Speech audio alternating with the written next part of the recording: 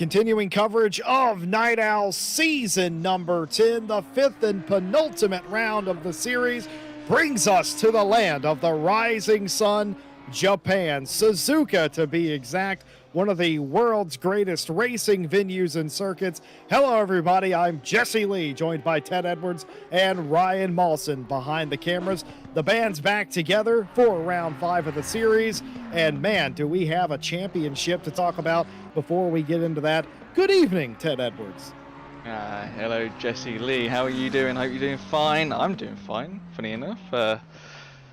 It's been a long day for me today. Got a bit early, did a race, and now I'm here doing some lovely Night Owl at Suzuka. It's, as you say, it's land of the rising sun, and the sun is rising. It's pretty early in the day for us, but yeah. How are you doing, Jesse?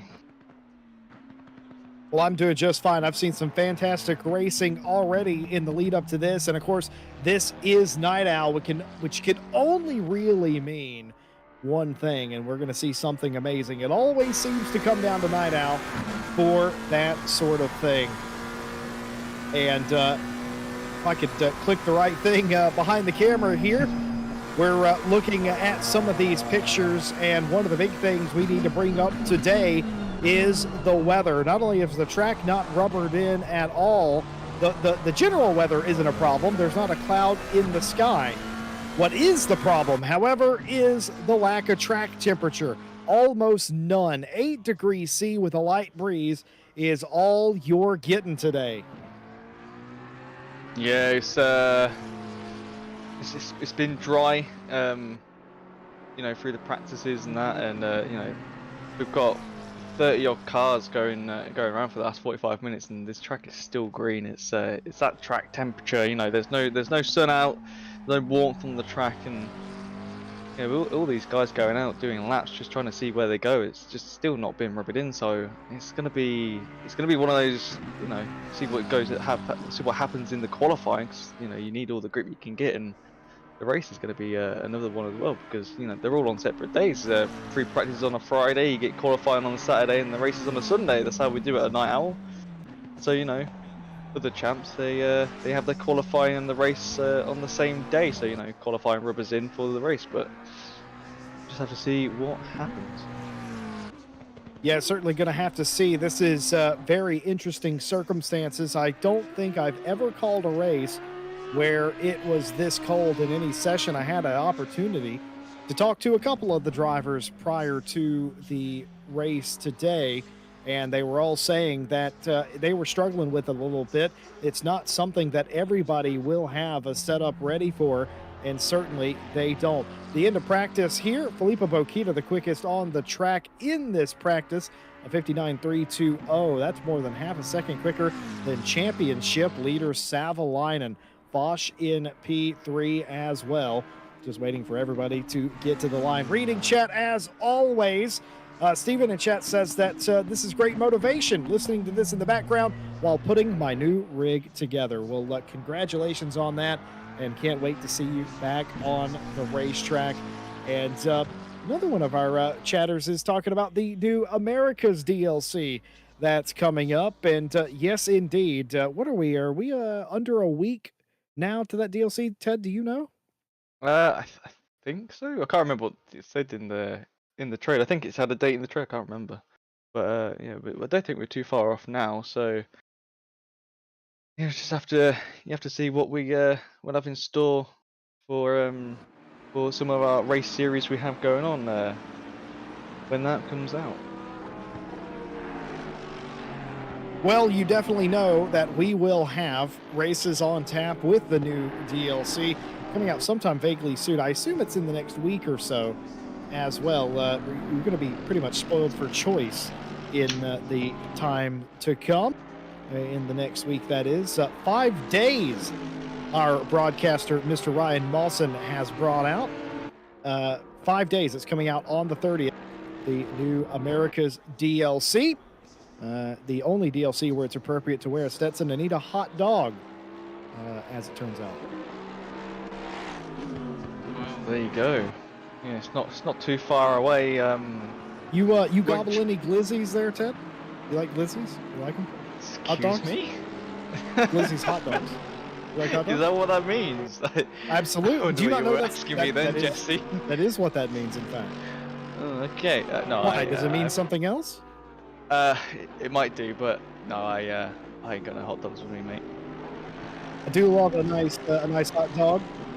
Little stadium Like a mustard nice while it wiener. jazz up that dingle dog. But we are in qualifying here. We snap back to reality. There goes gravity. And here we are getting ready. Let's talk about Suzuka real quick. It's a tough mistress, one of the longest circuits, if not the longest circuit in ACC currently. And you can invalidate your lap a bunch of different ways. You can run off, you can crash here. It is an unforgiving circuit. It's a long lap. Some people even refer to this as Japan's Nürburgring. I don't know how accurate that is, but let's go on board with the man that usually snipes the #1 pit box and go on a lap. The front straight, the pit straight, whatever you want to call it, incredibly long down into turn #1. And you won't believe what the first corner is called. Wait for it. I'll wait for you to guess. And it's called first corner. And after first corner, we take you up the hill into the snake. I've always called it the S's or the S, but they call it the snake, and it's no small wonder why. Completely oscillating and different radius corners all the way up into the anti-bank curve, which is where we are now, and into Dunlop. Dunlop, a corner that you can get very wrong. Can't spot the exit, blind corner, easy to run off the track. You'll see them do it by themselves. You'll see them 2 and 3 wide through there, and then the famous Degner curves through here. It's a section of just about a 90 right exiting the second part of Degner, and this section also claims a lot of victims. The run into the hairpin, easy to outbrake yourself, easy to get under people and create havoc. 200R, the lesser known R corner with the bike chicane that we do not use directly to your right. Very high speed section here. Downforce and speed, very important to run up the spoon curve. Spoon curve, another place where you can invalidate quite easily and almost Savalainen doing that, demonstrating that well. Running wide on the exit, also an issue a lot of the time. The back straight, or the back stretch, if you will, which is sometimes the front straight if you're running the, I believe it's the West course that uses this as the start finish line. Many different layouts here. We only use the 130R, world famous corner. So easy to get yourself loose on that curb and make a dog's dinner of it. No case here. Casio Triangle down into the final turn. I'll let you guess what it's called. Pencils down. Last curve back onto the straight and across the line. And that was a outlap, I think. No, that was not an outlap. That's right. We do not use the F1 start finish straight because SRO have common sense. A 59.822 was good enough, but isn't anymore. Filippa Bokita, a 59.750, picking up where she left off in practice. Really called first corner. Yeah, technically, I have been told in years past it's called first and second corner now, but I don't have that distinction on my map, and the course map's always right. So it's just called first corner. It's called first corner and last curve. Oh, okay. Well, it makes a lot of sense and it's very simple. But yeah, it's as you can see, it's 7 degrees ambient, 7 degrees track. And the track is still green. And I know from, I think it was the 1.8. Is it the 1.8 or 1.18 a day? I can't remember what it was called, but it was 1.8. I know what you're on about. 1.8. That's it. The track grip got lessened a bit just to match real life, because some of the real life drivers were saying it's not 100% with the grip level, so they took a bit of grip off. So with the low temps and not rubbing in track, it's a little bit more tricky now that there's not really, the track isn't that grippy as it is. So this is why these drivers are quite struggling. And Filippa and Savalainen are the fastest two at the minute. They got a gap of 1.4 to Stefano in the 77. So you just have to see who can get there. But everyone's times is very different. There's not too many people who are close like we saw at Monza last week. Yeah, it's difficult. Suzuka's not an easy track to get your hands, get to grips with and get a good setup. But yeah, it's just one of them. And does Philippa go quicker? Oh yeah, 59.075. So it took 7/10 off her time there. That's pretty big. We just have to see if Silverlining can. But yeah, it's a good track. I haven't driven it for a long time. I think when we did a Honda Cup, it was the last time I drove it. So that was pretty fun. The back in AM class, but we'll just have to see what these drivers can do today. Well, Seb Brunier, one of our fantastic community moderators here at RCI, has pointed out this is the 4th biggest track in ACC, and I probably thought it was the longest simply because of the lap time, but that's because there's such a mix of high and low speed corners on this racetrack. It's really drug out in comparison to some of the other courses. But quite right, Spa is by far and away the longest track, and then there's Bathurst, Silverstone, and then Suzuka being the 4th longest track. So right, Seb Blood. Brago has mentioned something in chat that who knows is missing an opportunity with that America DLC not coming out on the 4th of July. You're preaching to the choir. Absolutely. They were so close, yet so very far away. But even still, we appreciate it nonetheless. Qualifying continuing. Pokita the quickest now by some 7/10 of a second, 3/4 of a second, in fact, resetting quick lap to a 59.075. That took just about 7/10 out of it in one lap. That Porsche, that 326, is absolutely flying. Everybody else trying to play catch up here. Harry Conway, one of those drivers driving for Baddest Motors, the 428, trying to pick up exactly where he left off a week ago. Coming to the start finish line, a huge improvement, a 2-minute 6:40, good enough for P3. I think Harry should have done a bit more pre-Q and he would have got into pro, but yeah, that's how the pre-Q system works, and it was a mid-season sign-up, so can't moan it. Oh jeez, Foch is again not having a great time. He didn't have a great time at Monza. He found a wall out of frustration, and today he's had that snap, and that's going to be more frustration. But I did see Alex Rogers was up there, and he's now 6th. Samir Foch is 8th, so that was a quick back from Foch. 2 minutes 7 and 2 minutes 7, same for Rogers. And we see Harry on a 2 minutes 0.6. Yeed Hutchinson is on a 2 minute 0.4 in 3rd, and then it's still Silverline and Bokita 2nd and 1st. So just have to see. It's just a waiting game of who can get some quick laps in, because like I've said before, this is not easy. But no, absolutely not. We're coming to the end of this championship too. Also something to consider. This is the second to last round of this championship. 6 rounds in this Night Owl season. We went on a stint of running 5 race championships, but with drop rounds and all sorts of other shenanigans going on, I do like a 6-round championship.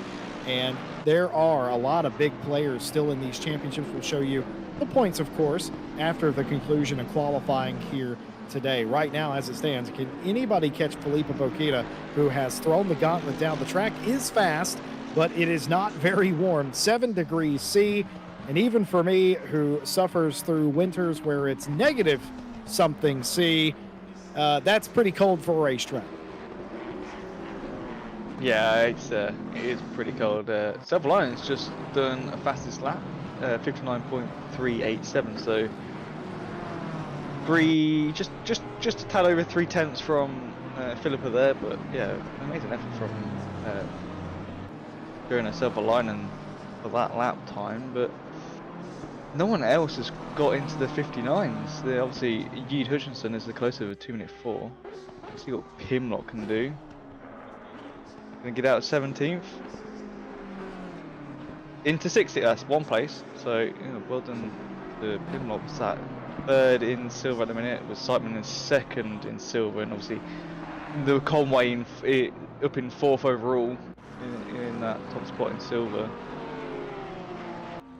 just seems like the Porsche is a bit better around here than some of the other cars we have on the track at the minute. Savalainen has clawed back some of that time, 3/10 the difference now between first and second place. I did notice you mentioned Yi and Dimitrov, they're tied. They have ran the same exact lap time.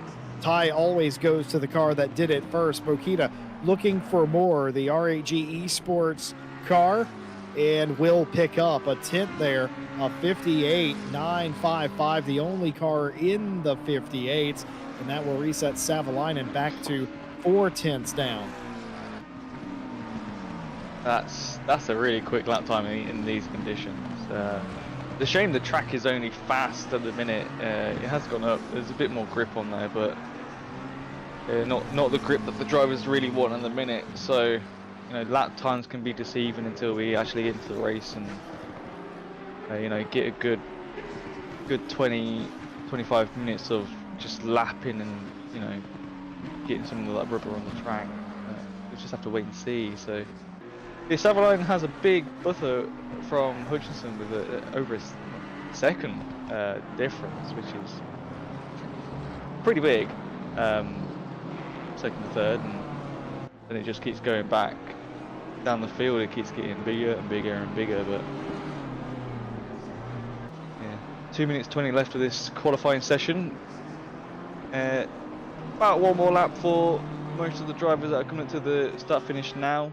Some of the drivers might still be on a lap, but it'll probably be their last one. Sure Pit will goes be. from 18.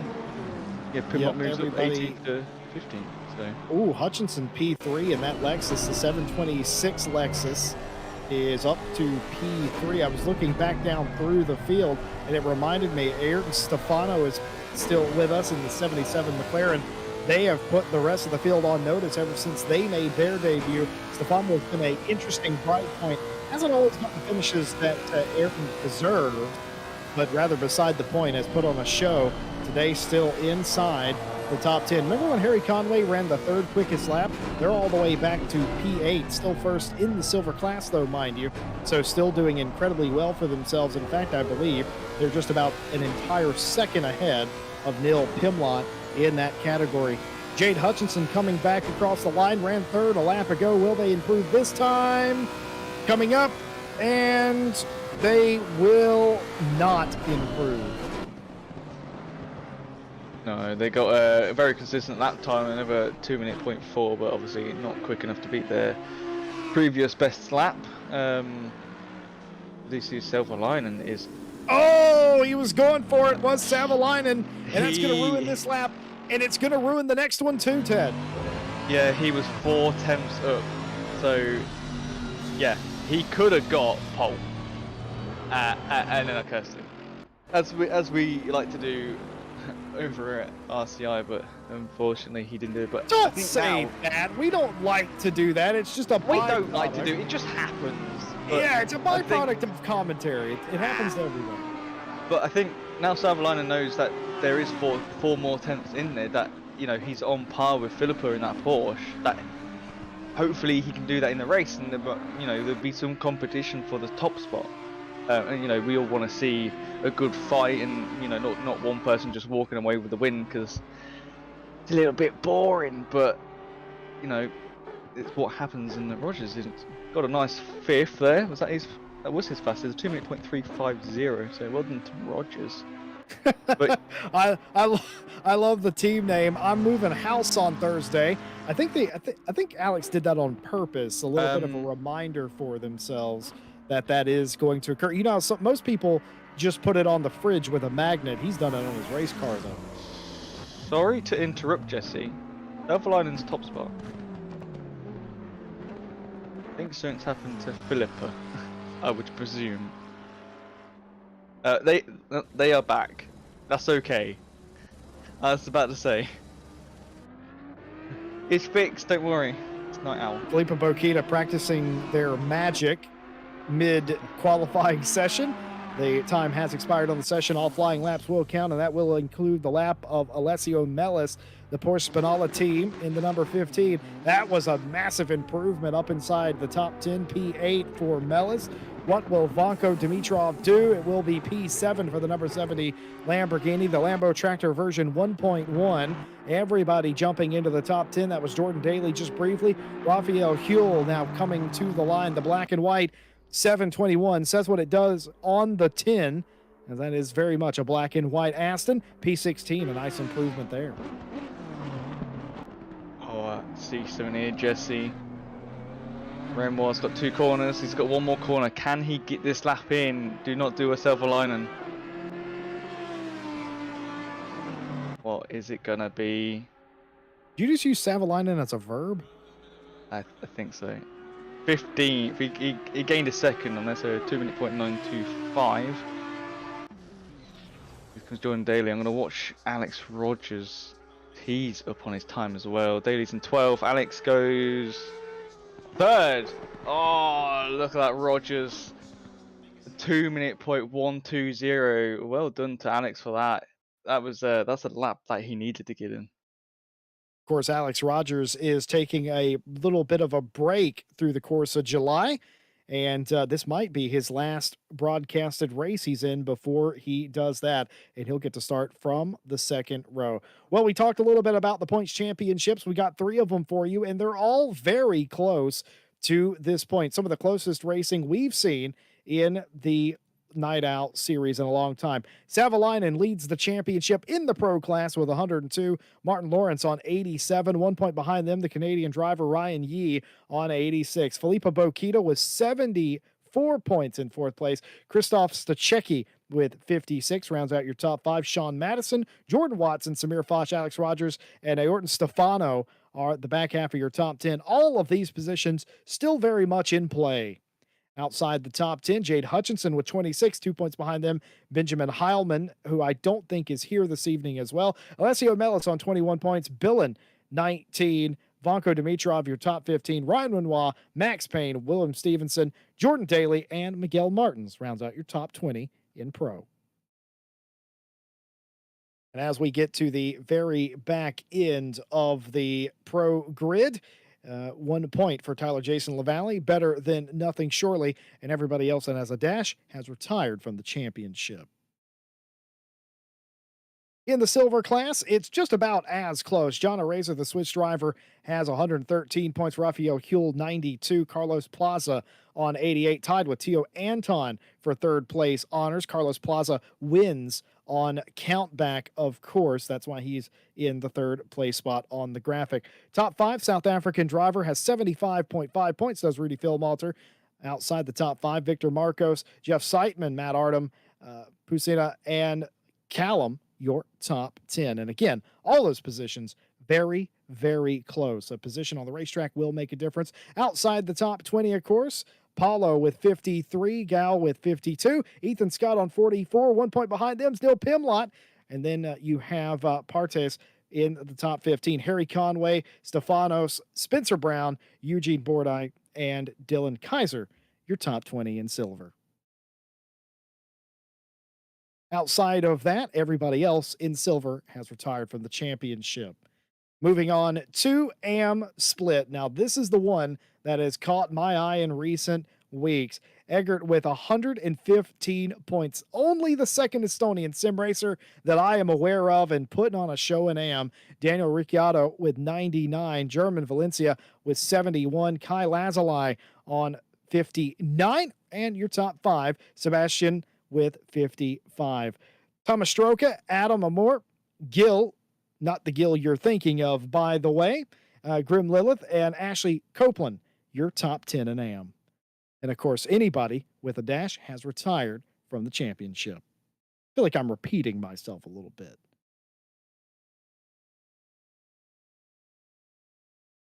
Well, Ted, it's going to be a spirited fight down to the last. Normally, this is part of the show and a part of the season where I say I think the championships are going to be decided today, but I just don't get that feeling from this race.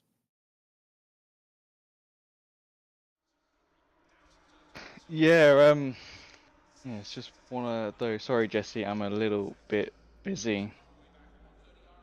That's perfectly fine. We'll let you deal with that. I'm going to go back and talk to chat. Steven in chat says, Grim in Am. Yes, apparently so in that case.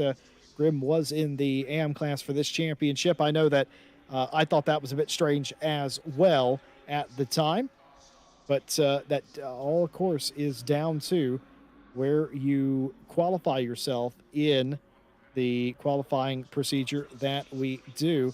If you're interested in getting in any of the series, even if they're ongoing, here at RCI. All you have to do is go to racerci.com and find a championship that is agreeable to you. Link your Discord account and get involved today. Do your pre-queue anytime and get involved. Just so, even if you want to just run the last race of Night Owl Season 10, you are allowed to do that.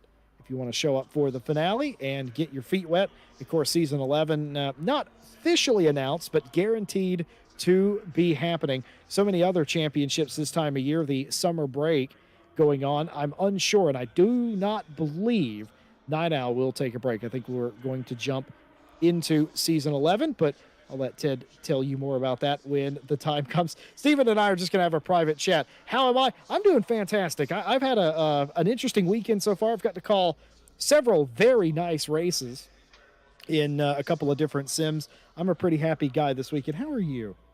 How are the rest of the chat? How are you? How is everybody doing? How are you enjoying your weekend? Thank you for being with us, by the way, on your Saturday night. We appreciate for the European crowd. It's very late into the evening, and we do appreciate you staying up late and spending a little bit of that time with us. We've got 30 plus cars on the grid here at Suzuka, a very cold racetrack and a mixed up grid.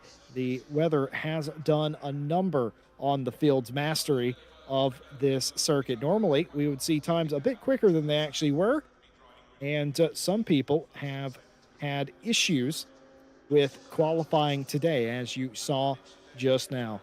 Well, we have identified a small hiccup on our back end, and that has left Mr. Ted Edwards scrambling to rectify that particular issue, and that will require us to do a cheeky little restart. So we're going to go to a little interim radio RCI on your Saturday night. I'm, of course, Well, Jesse Lee. I'm joined by Ted Edwards most of the time, and he's back now. Ryan Mawson's on the cameras. Ted, what's going on? I forgot to plug a cable in, but Tom Bryant sorted it out for me, so I've got to repay him for that. But yeah, I heard you say something about season 11 and info on that. Well, seems as we're only two races away from the final.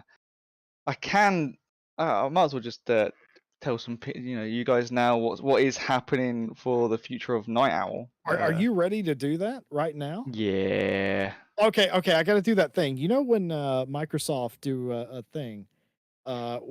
whenever they reveal something, I got to do it. You ready? You ready? World premiere. Yeah. So season 11 won't be back until September. Really? Not sure of the dates yet, but still need to plan that bit out. But we do have a summer series coming up for August. It's a 30th Is of it Night July. Owl esque though? It's Night Owl esque, but with a twist, like we did last year. If anyone did Night Owl last year, you sort of know what the concept was to do with cars. It's not on the website yet, obviously, until this season is finished. But you will be notified when it goes live. There will be pre-queue, obviously, and it will be a 4-round champ. I can tell you that. Won't tell you the tracks. You'll find out at some point in the next week or two. But That's very interesting. So it is going to yeah, be. It's going to take the Night Owl time slot, but it is not yes. officially season 11. No, it's not official. We're gonna have a little break for our stewards and broadcasters and the commentators because they do a super job through the whole year, and Summer is, people have got work off, people have got school, uni off, sort of thing. So give everyone a break, give everyone a rest. We just had world tours almost soon to finish. So that's one of our big things. So let everyone have a break and have a little bit of fun. Well, Stephen has replied actually with because I asked obviously how Stephen was doing personally because he's chatting to us. Apparently, moved into a new place, getting all the furniture set up and unboxed and everything, and should make the finale to this Night Owl Championship. Happy to hear that, Stephen. Actually, that's really nice to hear. We'd love to have you back on the track and, of course, in vision for the final round. Folks, we're going to get everything reset up for Night Owl, and we'll be right back with you. We're going to take a little break. Stay with us. We'll be right back.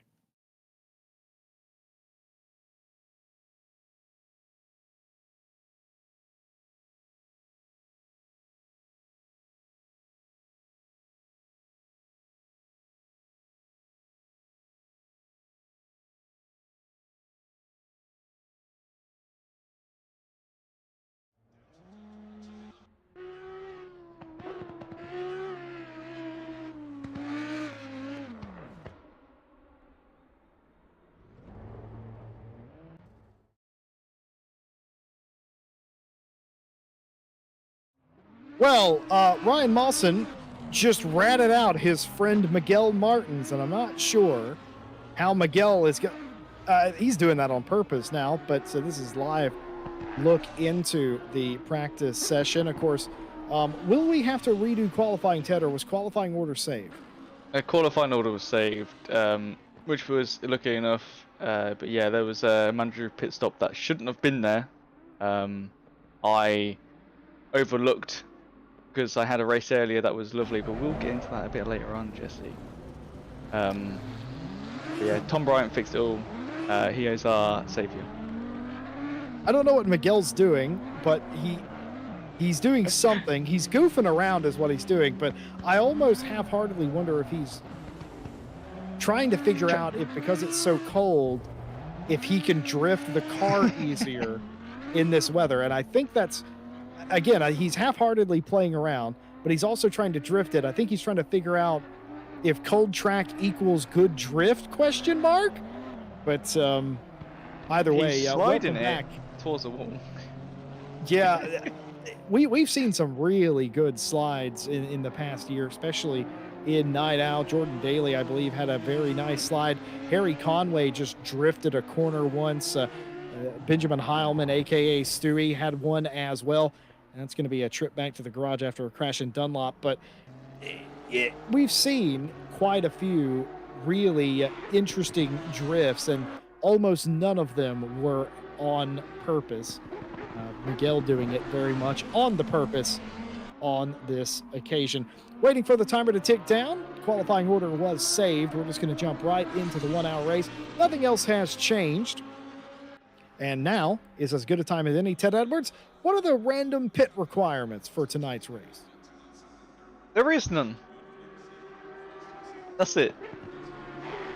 I am making them suffer tonight with the low temps that there is. No pit stop requirements. Don't need to take fuel. Don't need tires. Don't even need to just come down the pit lane. So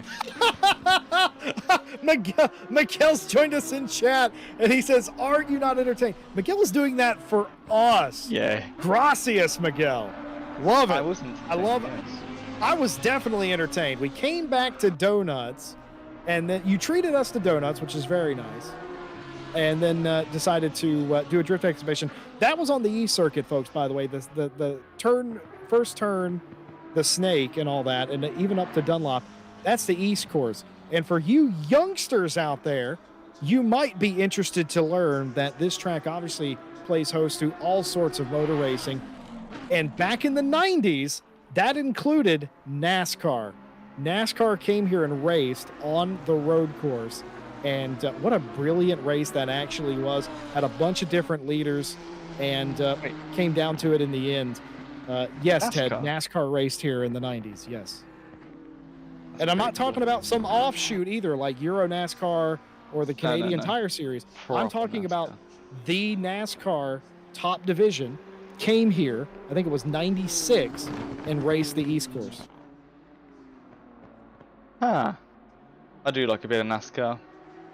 Was a hell of a race actually, and it's up on YouTube to watch for free. By the way, all of them were NASCAR raced here. They raced at Twin Ring Motegi as well on the oval over there a couple of times, and they've done obviously several exhibitions back then. I would love to see them get to a point where they do that a little bit more. More recent years, they raced at right before F1 came back to the uh, the track in I believe is Mexico City, something Circuit Hermanos, Los Hermanos, something like that. Um, before they went, before F1 went there, I lost my train of thought. NASCAR was going there, and they did that for several years. Obviously, they used to race in Canada as well. But that all being said, we're waffling, obviously, in the booth. I don't know if you've noticed that, but we're waffling here as we try to get back to the grid. A little bit of radio R's, and we hope that wherever you are, you're safe and enjoying your evening as we prepare to go back to the grid to get this race finally underway. About 10 minutes behind schedule, but hey, sometimes things can't be helped. He's found it! He's Oh, that's found what it, he was boys! doing. Oh, that's what it is. So, folks, let me just talk you through that. First of all, that is a C4 Corvette leading the field. That's Terry Labonte in the Kellogg's car, the number 5 Monte Carlo. I don't know who's driving the Pennzoil car. That could not have been Steve Park, but that is Rusty Wallace in the number 2 car in the background. I don't know who that is in the AC Delco car. That might have been another Wallace at the time. Ricky Rudd's in this picture, my favorite driver in the world. Dale Jarrett is the blue Ford Quality Care. It's blue and red car that's coming through the snake. Jeff Gordon's in that picture as well. And there's a number 1 STP car, and that is not the King Richard Petty. He had retired by this point. But yeah, this is them on that particular racetrack. Raced well. Fun fact, the very first ever NASCAR sanctioned race happened on a road course. And there's been a road course in every single NASCAR season since its inception 70 some years ago. Interesting facts from the Jesse Lee. I do love my racing. I do love it of all time. I think the Kodak Can car you was tell? Ernie Irvan. You are absolutely right, Steven. That was old Ernie Irvan or Irvine, as some people would call him, but we don't call him Irvine because there's no E on it. That was Ernie Irvan in that car. Big thank you to Ryan Mawson for finding that very, very quickly. There's also a nice photo, I think, of Dale Earnhardt leading that race at some point or being off in the gravel. No, that was Rusty Wallace that was off in the gravel. I believe Earnhardt led that race. He was doing it for himself back then. We are back to the grid here at Suzuka, and we are GT racing on the full circuit of Suzuka. Ted Edwards, good job on the back end. Don't thank me. Thank Tom Bryant, one of our lovely stewards and head steward, chief steward. Sorry, jeez, God, he's gonna get me for that one. But yeah, our lovely chief steward over there. He is not our head steward tonight. Phil Roberts is our head steward for Night Owls. As much as he says he hates it, he doesn't mind it. So yeah, we got a lovely bunch of stewards looking after us here, haven't we, Jesse? Yeah, we sure do. We have such a great support staff. Ryan Mawson obviously is in the box. He's a commentator here. You will have known him, and he also has been filling in, pulling double duty, broadcasting, doing a little bit of everything. And he's just a lovely broadcaster. And of course, our admin team, our moderators in chat, Seb Brunier puts in extra work all the time. He feeds us with nuggets of information all the time. And of course, our lovely stewards who are here for the majority of the series that we do, and that also helps make the races go smoothly. And it's certainly a bit more fairly at that. A big thank you to everybody who helps put these races together. Matt in chat has said that they believe the Pennzoil car was driven by Michael Waltrip. And I think you might be right, because Waltrip ran a car that wasn't, it was a different number, I think, than he would have actually been running at the time. Or wait, no. No, yeah. I think that might have been correct. Some of the sponsors were weird. When they went to Twin Wing Motegi in '96, I think it was, Dale Earnhardt ran a Coca-Cola car, and that was the first race Dale Earnhardt ever raced with Dale Earnhardt Jr. They ran red and black Coca-Cola matching schemes respectively, and it was the first time they ever raced together. That was technically Junior's first Cup race back then as well. But Japan, who knew, has a love affair with the oval stuff. They have a love affair with motorsports. Don't forget Super GT. I would argue probably more popular than the Super Formula category, though I might be mistaken. And if there's any Japanese in the chat or watching this after it was live, do correct me. What is more popular, Super GT or Super Formula racing here? I like them both, though. We've got great drivers on the world stage from both of them. That's a nice For me, Audi on the though, left. it sure is. For me, though, Ted, Sorry. nothing beats a GT 300 car, an actual Japanese spec 300 car, not a GT car, is awesome. That Prius with a LMP1 hybrid engine in it is a fan favorite for sure. We're not doing that today, though. GT3s, 30 plus cars. The lights are on, the jacks have been dropped, and we are officially about to get underway. As you were saying, we were thanking everyone, to do with staff, you guys watching. I want to say thank you to the drivers. Without the drivers, we wouldn't have night out. Wouldn't give us something to do on a Saturday evening. On a cold Silverstone cloudy track apparently is now. There's no sunrise I can see at the minute, which is a bit of a shame because it's quite pretty. But yeah, without the drivers, there would be no night owl. So yeah, got to thank them very much. No, you're so right to do that, Ted. It really is a case of we put it out there that we're hosting races, and anybody that wants to sign up and qualify are allowed to race. And without them, you and I wouldn't be here, and we wouldn't have anything to talk about. I'm pretty sure we're of the same mind. We love our motorsport. It doesn't matter if it's virtual or the real thing. I'll talk about it all day, as I think we've already proven in the podcast portion of this broadcast. But big thank you, like you said, to all the drivers in the series, all the series that we do. They certainly put on a show, and I have a feeling we're about to see another one of those classic ones here today. Yeah, I see the sun is there. Thank God, because that is really pretty to see. But what if the sun just didn't come up? Then I'd be very sad.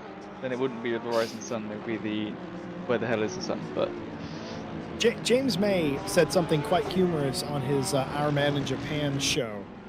And he said they're lucky when they came up with that slogan, it was a sunny morning, because what if it was cloudy? It wouldn't be nearly as interesting. He's not wrong. James May, a lot of wisdom in that old man. Just so everyone knows, it is 7 degrees ambient, 7 degrees on track, so it's the same as qualifying, and it is a green track. It's fast track. I lied. It is a fast track. So there's a bit of grip in it, but not what drivers really want. They want all the grip they can get, obviously. So it's going to be interesting first lap and first corner, because it's quite fast. You probably have more experience than I do. Can you quickly explain how you have to set up a car to race in 7 degrees C temperature? I've never done it personally, but I sort of know how to set a car up, and you've got to put your PSI quite high, just because your tyres are going to get so cold, and you probably have to close your brake ducts quite a bit as well to keep the heat from the brakes and obviously the friction on the road in the tyres, because if they you could have 27.5 psi tyres, or 27.7 is I think the optimum psi. You could have that, but then your tyres won't be green, nice and warm. They'll be blue and cold, and you will still be sliding. So you gotta probably close them brake ducts quite a bit, and it's not very nice to go on cold tyres. Like, it's the worst thing. Going into braking zones, accelerating is slidey. Braking zone is oversteery. Not fun. Well, they're going 2 by 2. The qualifying order, of course, preserved. Filippo Bokita and Savalainen behind them.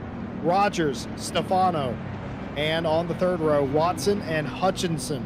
Harry Conway did qualify on pole in the silver class over Huell and Pimlott. Conway just inside the top 10. Filippo Bokita coming down the front straight will take the start, and will they win the fight into turn 1? I don't know if that Porsche will have the grunt. Could we see them side by side, waiting to get all 30-plus cars on the front straight? There's the line right there. The flagman waving the flag. The lights go green, and we're racing. It's a nice start by Bokita. Will we see Savalainen make a lunge? No, he will not. He's trying to defend from Rogers. Rogers looking down the inside, gets side by side with Stefano. Stefano trying to go around the outside of the first turn. As we go up the snake, they get single file for the first 4 or 5 cars, and they're still side by side just outside the top 10, nearly going 3 wide. Yeah, Alex, I think, could have shoved his nose in there where Savalainen was, but he played it safe, and I think that was a good call from Alex Rogers right there. Very well done. But I don't think anyone's really moved at the minute, but there has been a big crash at the start of the snake. We'll pick that up in a few seconds, I would say. But now we are watching Eggert in, you know, the Estonian in Am doing very well for himself. Well, I'd say very well. I have to wait until it all filters out on the timing board on our left, because it goes a bit wappy sometimes. But yeah, it seems like they're doing okay. They're staying out of danger. Eggert Heimla is your AM series points leader right now, but in the current position, I don't think they would get to hold on to that honor going into the final race. They've got some work to do here. Everybody coping very well. There were a couple of cars off, like you said. Steven, by the way, called that in chat, said that they think turn 1's going to be clean, but the exit's going to be a bit uncertain, and that was indeed the case. The 24 and the 99 got tangled up. Somebody's lost it in 200R. That's the 24 car, I think. No, that wasn't the 24 car. It was the 88, I think. It sure was, Ted. Stefanos, not sure what happened. Should pop up on our little tool we have, so should be able to get a replay some point. But you know, still at one, we're still gonna watch how these guys go. But it's sort of got a bit of a gap between each other right now, Jesse, between the front runners. You know, it's all about slipstream right now, which is very weird for you know, lap 1 going into lap 2. Normally they're quite bunched up still, but it seems like Filippo's moving away, and Jonah is also, and then Rogers is sort of, I say sort of getting away. Artem just sort of crept back up there, but not too bad in the front half of this grid. Obviously, as you say, we had some yellow flags towards the back end, and the 77 taking the rallycross route, well held to keep that car going. You know, getting into that sand pit, gravel pit right there. It's not the best thing to do. Could end up in the wall, but that's knocked them down. At the minute it says 11th, but I think it's a little bit further back. But, you know, well done to hold that car off the road. Well, of course, what that's done is that's promoted Harry Conway up to P9. Jordan Daly now to the top 10 in that race Ventura 197. Talked to him just prior to qualifying start. Wasn't feeling it at all. Said that it was okay in practice, but it just, something was off about that car. Doesn't prefer the Audi as well, which also is a part of it. Oh, and there's been an incident in Spoon. Several cars have went off, and that's the 77 of Aorton Stefano has had a big issue again. Just a few turns removed from their first issue. What's happened to Max Payne? He's going slowly. Here we go. We're going up to Spoon. Oh, was Stefano turned? Yes, this he is what it was. Oh, and that McLaren, that green McLaren there just misses the front of Payne's front end Lamborghini. That was very close, and he's letting a lot of people through. I wonder if he's got really bad damage, or he's just trying to. I think he's looking for Ayrton Stefano to give the place back. Yeah, probably. That is very true there, Jesse. And we have a slow car on the front straight. I'll try and find that for us, but Meanwhile, Right. Jade Hutchinson in P5 working on Watson. The first two have differentiated themselves from each other, but Savalainen has a lot on his plate. Alex Rogers right behind him. Filippo Bokita, by the way, in 2 laps has put 2.7 seconds on the field. That Australian is not playing. They are gone. The 326 Porsche is out of here. It's up to 3.2 seconds. Folks, you might be witnessing a slaughter here tonight. Savalainen, though, looking to put a little gap on Rogers and has done finally. Rogers now falls back into the clutches of Watson and Hutchinson. Those drivers all fighting over the top 3. Hutchinson looks down to the inside of the hairpin on Watson. He's going to get there side by side, but unfortunately, this corner 200R goes the opposite direction, and Hutchinson will have to fall back in line.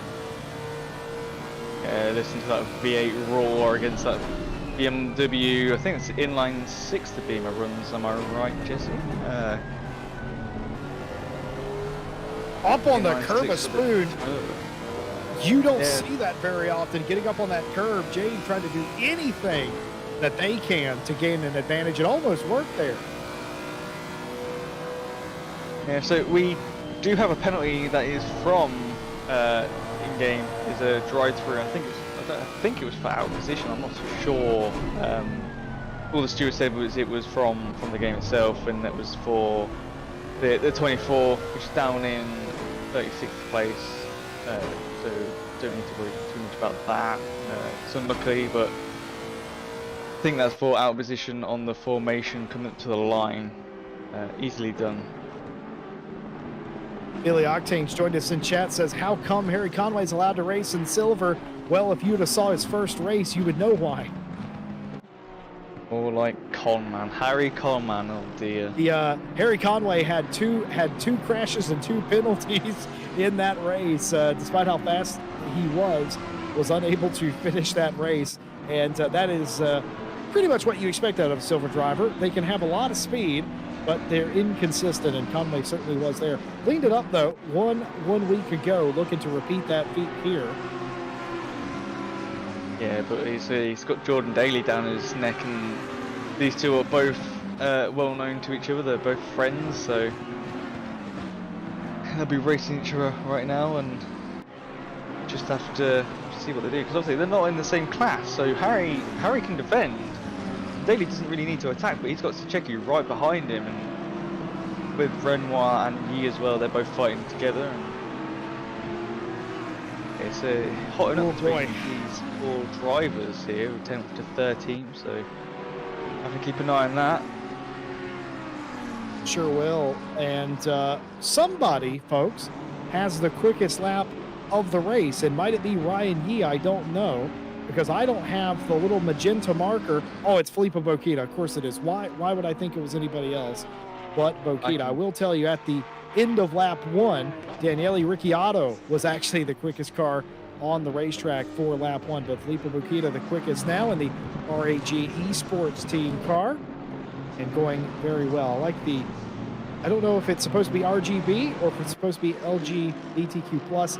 Doesn't matter. Love a rainbow regardless of what it represents. Tell you one thing, Savalainen. Oh, okay. Now I have to change this again. Thanks, Philippa.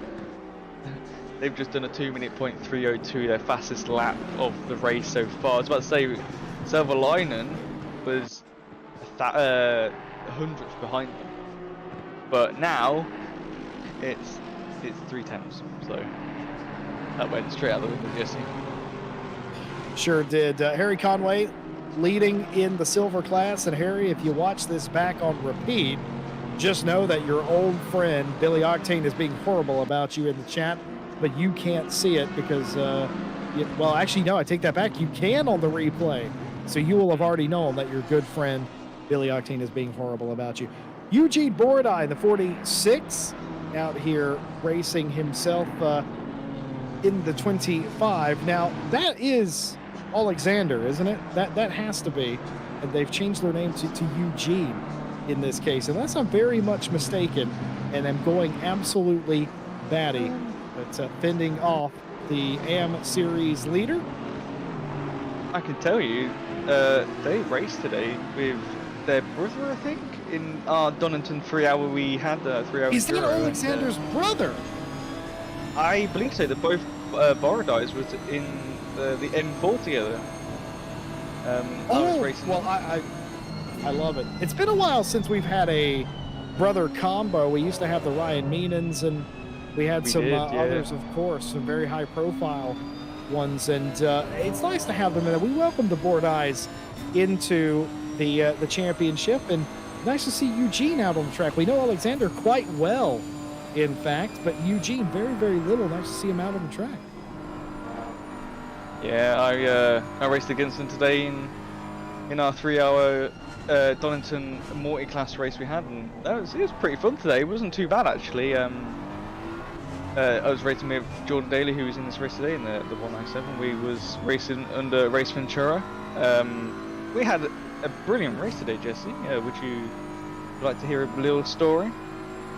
Yeah, of course, the one-off RCI endurance events happen on Saturdays, and unfortunately not streamed, but 3 hours of Donington today. A lot of the RCI teams took place, and a lot of the friends of RCI there, of course. Ted Edwards racing for his Race Ventura team. How'd it go for you guys?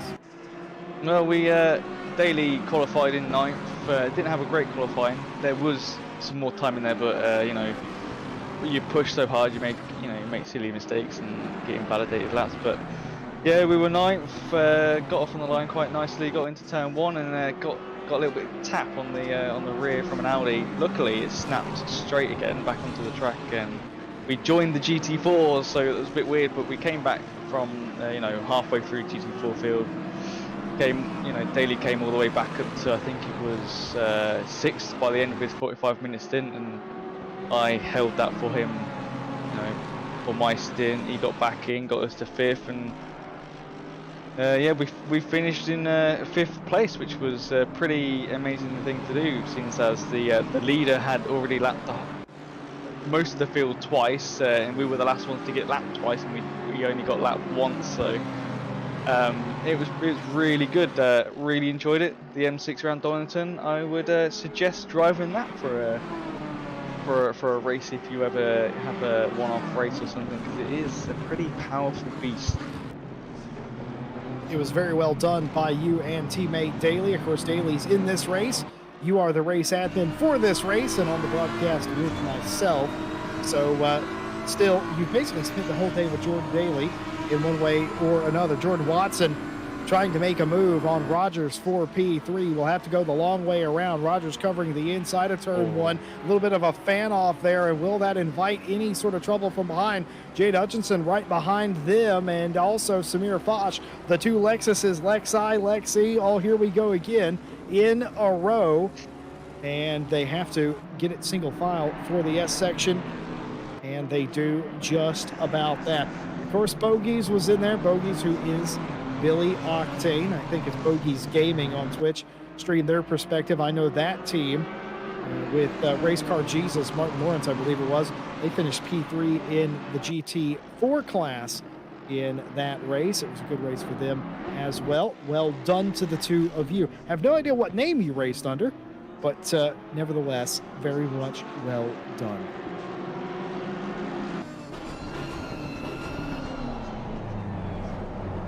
Well, the race continues, nearing the 15-minute mark, and there is no pit requirements. I can tell you the 71 that just returned to pit road, that's Marcos in the 71 BMW.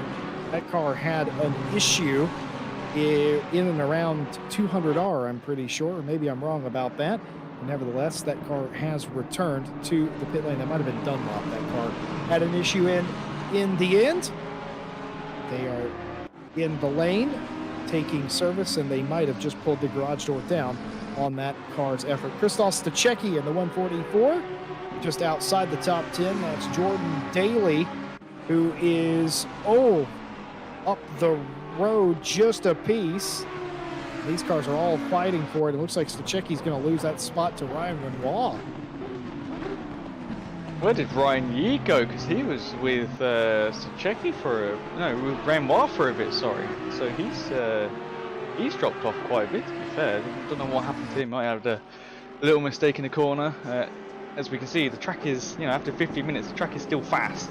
It's still 7 degrees, so it's still cold. It's not going to get any warmer. I think the warmest it will get is 8 degrees ambient and track, and we haven't seen an optimum track yet, but it might happen. It's just when it will. I'm going to tell you something, Ted. Even if this track does go optimum, it's lying to you. There's no way 8 degrees C is optimum. There's no way. No, it's so slippery out there, and I can imagine how some people handling their cars if they've got a bit of a lower downforce setting.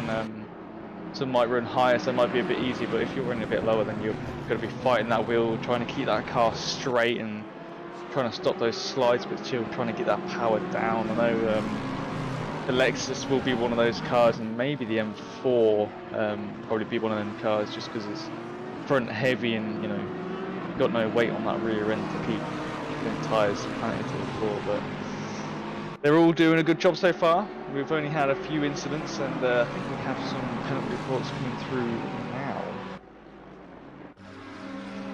Yeah, we sure do. Alpha bringing you the penalty reports, and by bringing you, I mean bringing me the penalty reports in this case, apparently.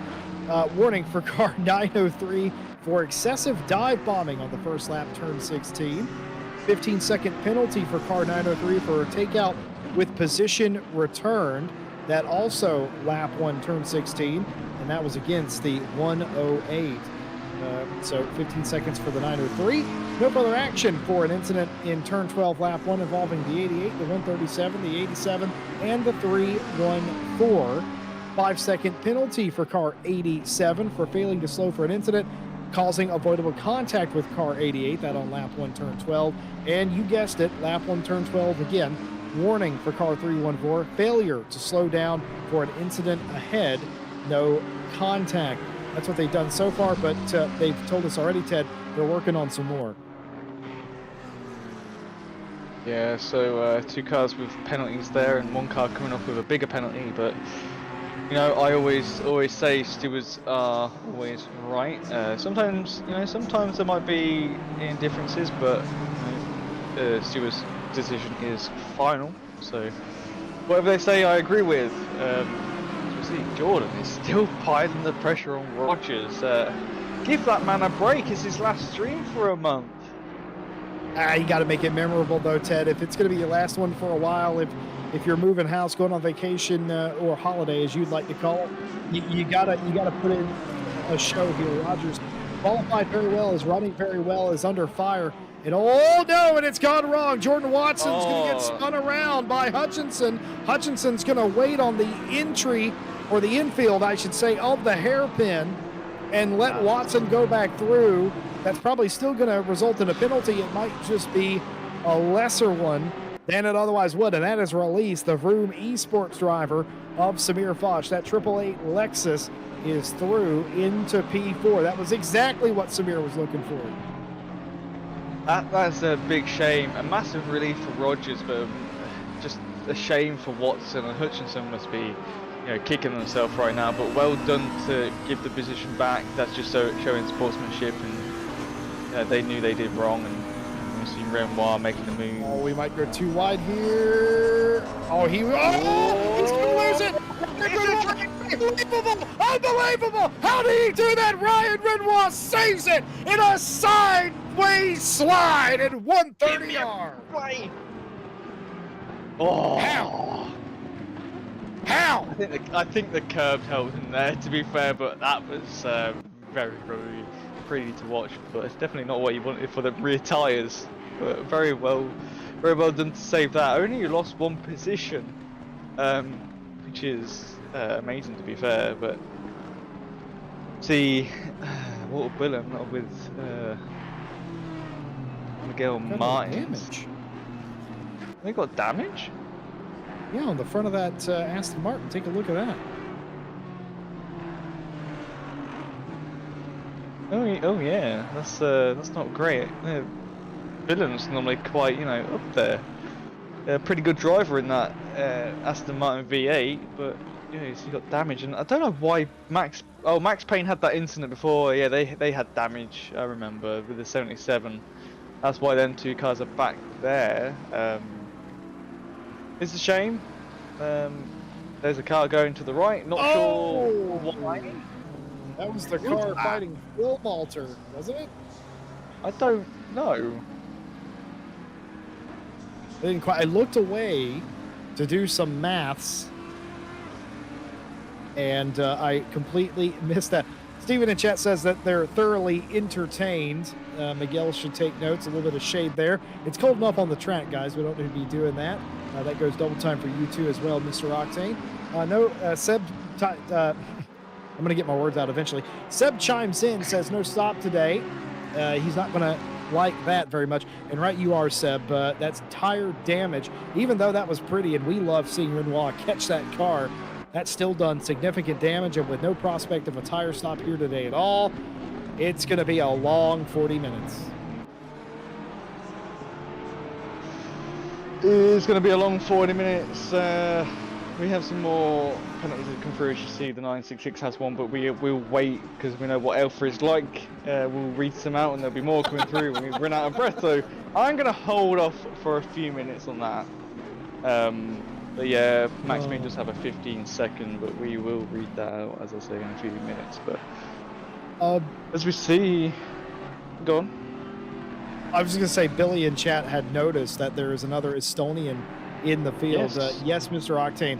Egert Heinle is the second Estonian sim racing driver that I'm aware of, and is leading the AM Championship in Night Owl Season 10. And is second in AM at the minute in the race, with second behind Ricciardo. So they are fighting for first in their champ. Ricciardo is in second with 99 points. Valencia is 71 with in third. They are fourth at the minute. So I just realized too. Great, what's that?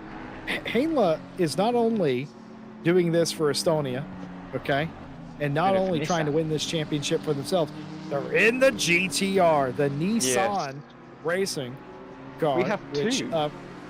We do indeed. I'm very proud. I do love a GTR. It makes a noise unlike any other. It's big, it's imposing, it looks cumbersome, but it's really not. Here is the other GTR, the Kaiju Racing driver, Jason LaValle, the Canadian, doing his bid for the GTR. Kaiju, which I believe is Japanese for big monster, something like that. And of course, Nissan, which in Japanese is the numbers 2 and 3. It's just a coincidence that Nissan, the company, sounds like 2 and 3 in Japanese language. There, little Japanese lesson for everybody in the home of motor racing in Japan. Kaiju does mean a giant monster. I knew anime would help me out with something in my life. Jordan Watson there, close as you get with the what car is that? That's Terry Conway, in fact. Yeah, Jordan Watson getting by Conway, certainly so, because Watson was 8th the last timing loop around, albeit with a little bit of contact that time. See Daly in the background with 2 cars behind him, so checking Hutchinson's right up his bumper, and oh no! I knew it was gonna happen. Keep it on. Nice one, Bagley.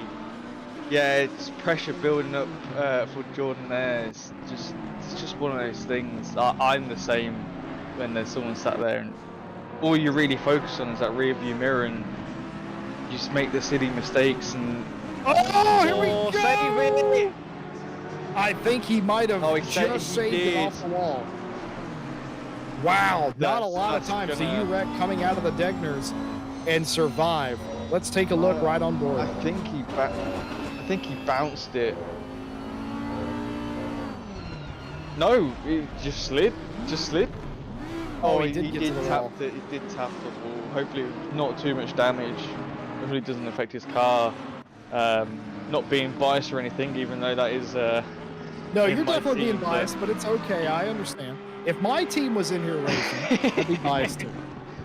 fun. is that to have one off, going off the track and losing a few positions, and then coming out the second deck and having a weird slide. I guess tires got overheated going off track or something like that, and that's what caused the slide. Oh!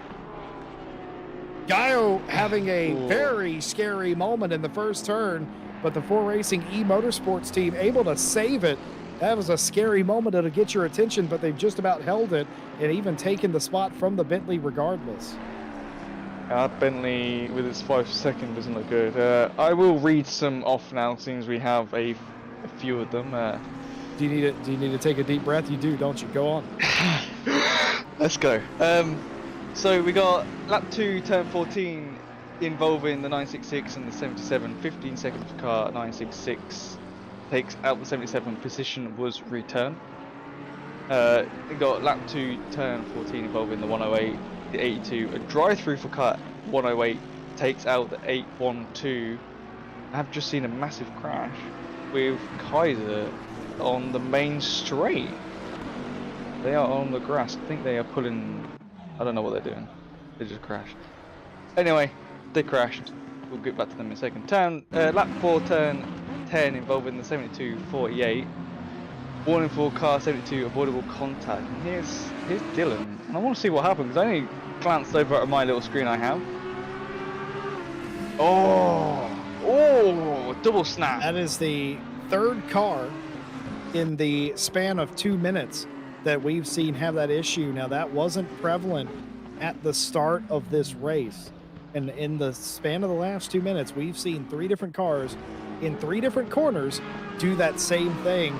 Could that be a product of the grip giving up in the tires because they've had to put so much air pressure in them because the track temp is so low, and maybe they're graining and wearing the tire? Lap 1, turn 3, involving the 99 and 24. 15 seconds for the 99. Drifts into the middle of the track, hits the 24, takes out both. Reduced from a DT due to significant time loss by the 99. Lap 1, turn 4, involving the 24. 15 seconds for car 24. Not holding brakes, causing multiple avoidable contacts. That's what we saw at the beginning of the snake, all them yellow flagged cars. And then we've got lap 1, turn 4, involving the 88, 87. Racing incident, avoidable contact. Unavoidable contact, sorry. Incident on lap 1, turn 4, involving the 28, 24. Racing incident, unavoidable contact. Lap 1, turn 4, involving the 812, 137. Racing incident, avoidable contact while trying to avoid the 24. And then lap 1, turn 16, involving the number 9, 721. Warning for car number 9. Avoidable contact, position not gained. And we are up to date. Well, while that was going on, all those penalties coming out, we are being told by the stewarding department that lap 1 should be done and settled now. And on top of all of that, Jordan Daly has parked his Race Ventura Audi, citing that it was too dangerous to drive.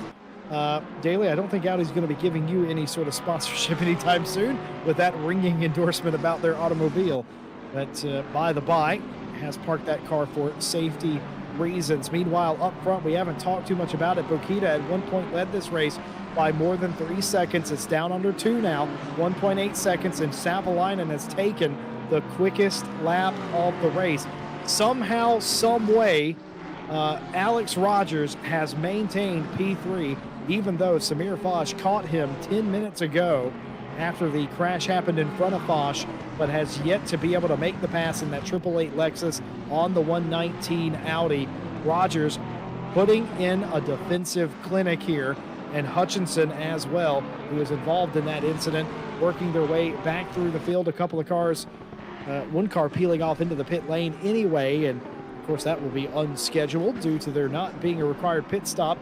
For those of you uninitiated about Night Owl, there is never a set pit strategy here because it changes race by race. The drivers get informed the day of the race what the pit requirements are going to be.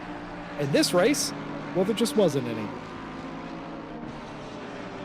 It was posted. It was posted that there wasn't any requirement for clarification. There is no record, yeah. It was closely. I've just noticed something as well. Our third place in silver in the standings has signed out of the championship completely. Not sure why, but What they happened? have I'm sorry? they've just signed out of all the races and the championship itself, so they will forfeit third and their points.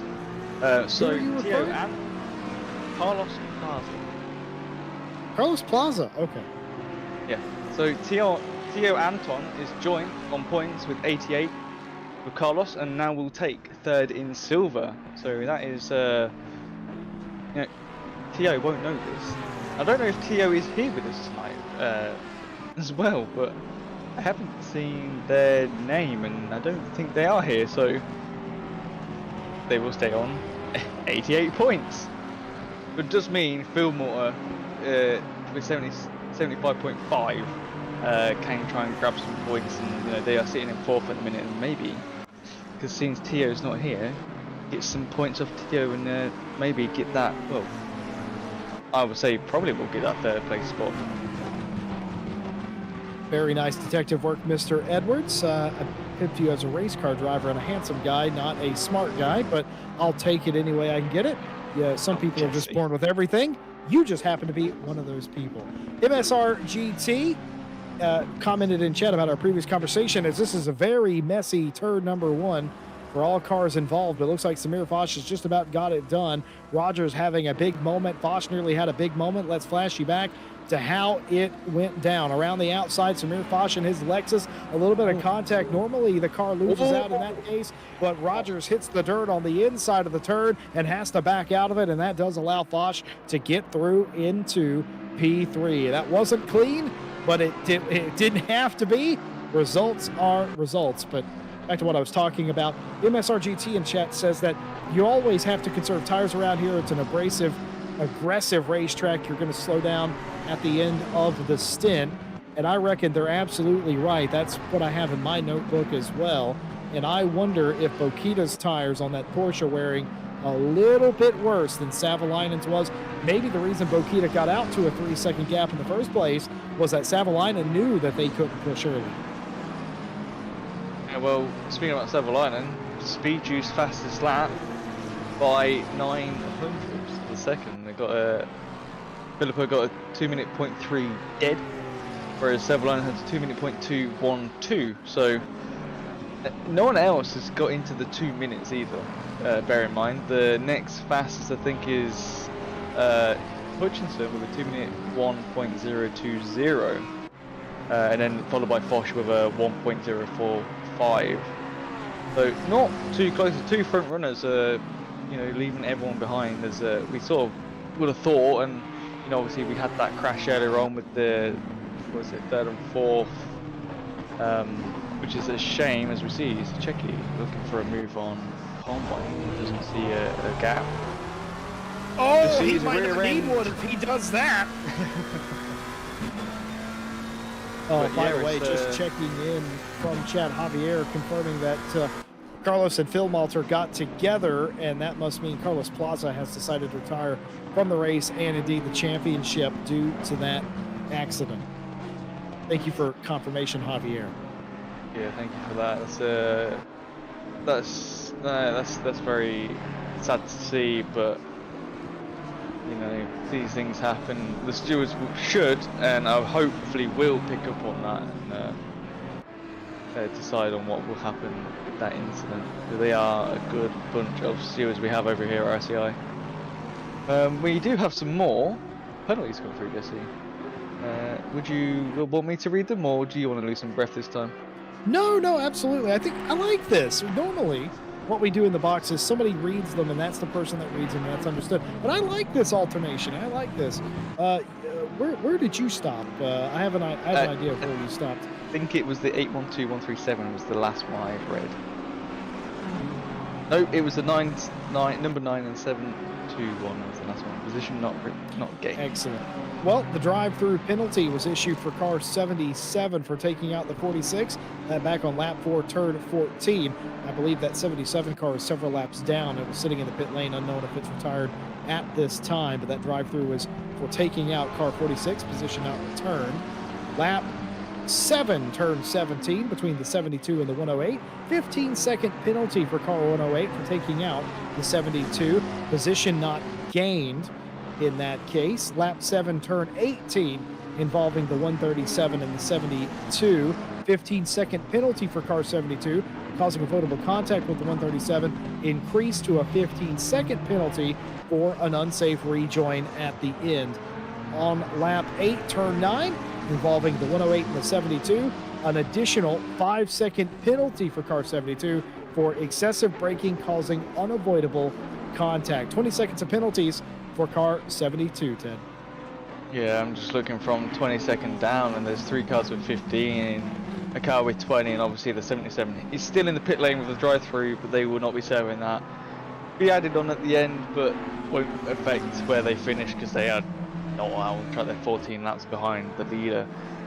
But yeah, there's 3 silvers with 15-second penalties each, and that's not very good for the silver drivers. And then the AM driver, the 72, with a 20, and see where they. I don't think. Oh, that is 3rd place in AM, who's got the 20 seconds. So don't know. Have a little look, and I don't think anyone can. No one can overtake him in points right now because Kai is not here. Neither is Sebastian Paddles. He's not here. Unfortunately, they couldn't make it tonight. They signed out, realised they could make it today, but the race had already started, unfortunately. So, and they had no practice. So that's unfortunate for them.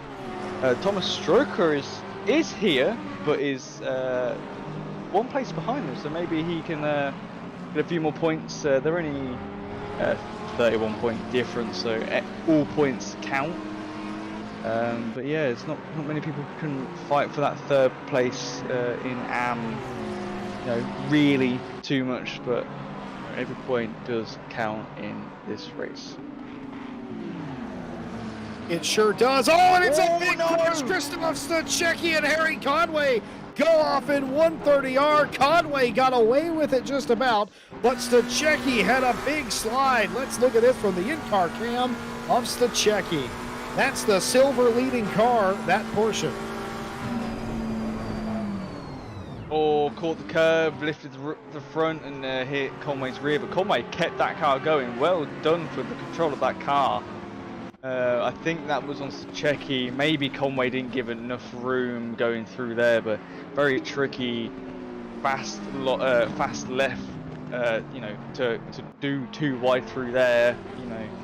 Very difficult. But well done to both drivers for not getting too much damage. I think Stachecki and Conway will have a bit of damage from the contact, but Stachecki kept it off the walls. Yeah, definitely. Just before that, Boogies, which is Billy Octane, said Conway train now, and I think the Conway train has finished. So yeah, they were definitely running a train on Conway there that entire time, and they were adding more cars to the caboose of that thing as the run had gone on. But for the time being, that is all but eliminated that particular train, because Conway now will likely also have some damage, will likely also have some extra tire scrub as well. Ryan Manoir is the next car behind them. Still inside the top 10 is Harry Conway, and still not under any particular threat from his own class. Pimlott is still 4 places behind him. Seitman in P3 in that class, the number 9 Honda. And then you got Raphael Huell, who is the first of the championship drivers that we talk about. It's just not gone John Arazer's day, the 699. They are well down the order. This will just about help out Raphael Huell to either the silver championship lead, or it'll get him very, very close, even if it's not a championship winning move tonight. It'll definitely be one of my favorite situations, one of my things I love to say, basically a winner-take-all final round between Eraser and Huell. Savalainen doing a great job in the pro class. They may not win this race tonight, but they don't have to.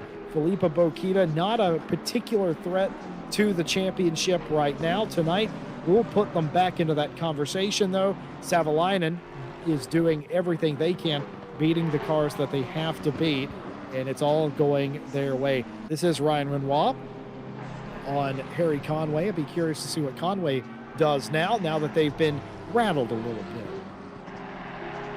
Yes, Seb Brunier is in the chat and says, Conway, 130R sideways in the Porker, tick.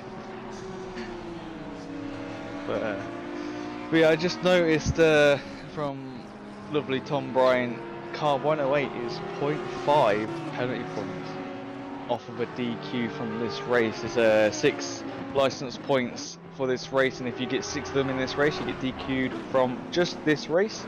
It goes on your overall for the championship, and the championship is 12, so that's half of what you have. It's not too great. They are second to last in silver. Obviously, there might be a few that have for the garage door down, but I'm not too sure. But it's not something you sort of want. Obviously, they won't know that what they are on, but you know, they've had a bit of a few penalties. So just one of those things that you just have to be careful of getting while you're racing. Yeah, of course, the way penalty points work, or PP as we call it, works. It's not performance points. It's not Gran Turismo. What it is each penalty you receive by the stewards has a point assignment down to a decimal in some cases, and each race, depending on its length, has a threshold. If you reach that upper threshold, which means that you've caused a little bit of chaos, then you are disqualified from taking further part in that race. And also, the championship itself has a penalty point limit, which is obviously very high. You're never meant to be disqualified from a championship unless you've been a right naughty person. Yeah, we've had a few people that have done that. Obviously, we don't ban you unless you've done something very, very badly. But you get disqualified from the championship. You can still come into the next night owl championship or Wednesday champ, Thursday champ, Friday champ, whatever champ it is. You can still come into the next one, just not for the rest of that season itself. And you don't really want to get DQ from a champ itself, because you will be on a high alert list to be, watching out for, our little monitoring list, and that's definitely something you don't want to be on. I don't think we're the Chinese government, Ted. I don't think that's exactly what. Oh, I watch on everyone there, but like a hawk. Well, I don't know what to say to that other than Hutchinson, who was running inside the top 5 earlier in this race, obviously had that contact early on, and that has reset their progress. They're still trying to get by Alessio Mellis in the 15 Ferrari just in front of them. Jade seems to be a little bit quicker than the 15 Ferrari, but just not quick enough any particular plays that would give them an option to make a move, I'm afraid. Seems to be stuck right there, quite happily running in the wake of Mellis's Ferrari, but not able to make a move. And just as I say that, looks to the inside for a moment, realizes it's not on. That's a pro racing driver move if I've ever seen one out of Hutchinson. Takes a look, oh, it's not on, duck back in line. Yeah, and I just want to point something out in the AM class. Egger Hainler is first in AM over Ricciardo, so I'm not sure what happened there, because Ricciardo had a bit of a lead over Egger. So, the standings leader for AM is now back in front, which is what they need. They need all the points going into the final round. The more points you get, the less worry you have for the last round. You can sort of relax a little bit. Well. Oh, Ryan Benoit loose there into one just a little bit. Harry Conway has had further adventures. 130R again. And don't tell me it's happened again. Oh, that was the replay from the previous accident with Stachecki. But well worth a look from Conway's perspective. Somehow held that. The only way, folks at home, that you hold that particular maneuver is that if you've been sent upon before and you know what to expect. That's just the bottom line.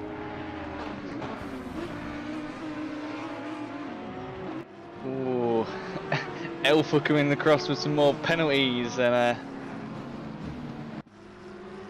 before we get to the penalties, Ryan Renoir really in a wall. What has happened to them, and what Hainla.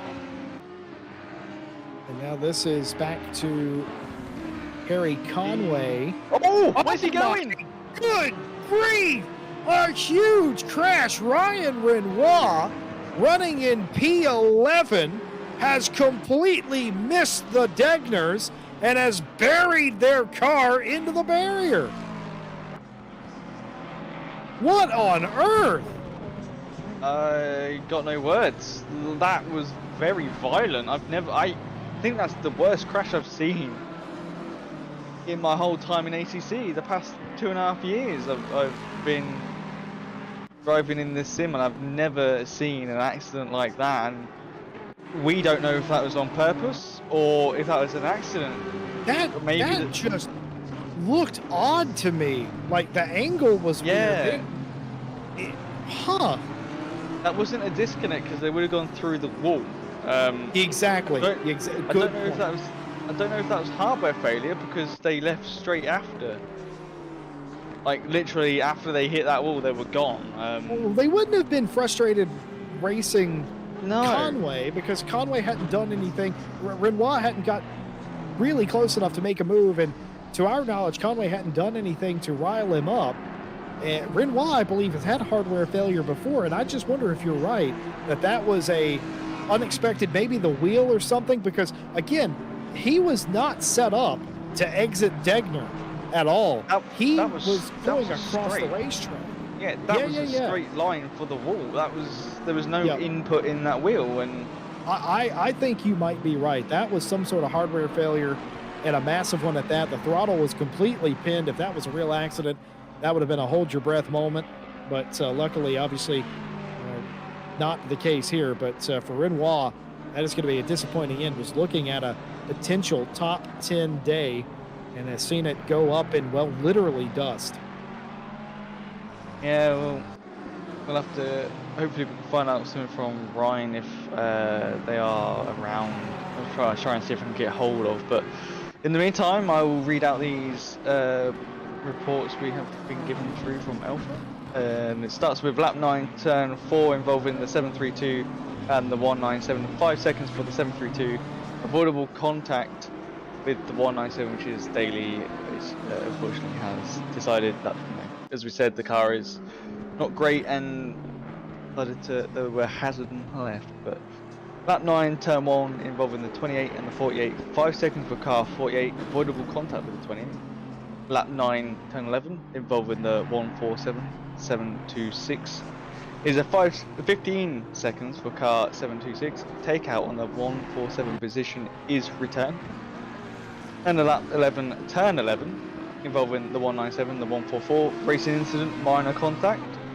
Lap 12, turn 1, involving the 428, the 147. Racing incident, both drivers are at fault for the contact, no impact on the race.